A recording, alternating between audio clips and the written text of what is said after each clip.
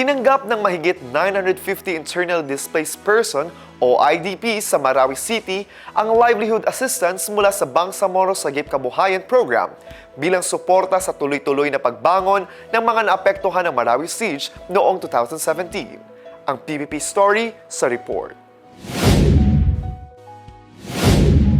Isinagawa ang distribusyon sa Marawi City Gymnasium mula December 23 hanggang December 25, 2025 para sa mga beneficiaries mula sa most affected areas at other affected areas.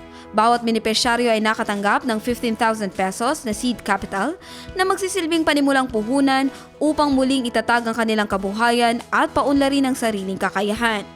Ayon kay MSSD Minister Riza Jajuri, ang tulong na ito ay hindi lamang simpleng aid, kundi isang konkretong hakbang upang matulungan ang mga IDPs na muling bumangon at makapagsimula ng bagong kabuhayan 8 taon matapos ang Marawi Siege. Ang Bangsamoro Sagip Kabuhayan ay pangunahing programa ng MSSD na naglalayong suportahan ang economic recovery sa rehiyon at magbigay ng pag-asa sa mga IDPs habang muling itinatayo ang kanilang buhay. Jen Garcia, iMinds, Philippines.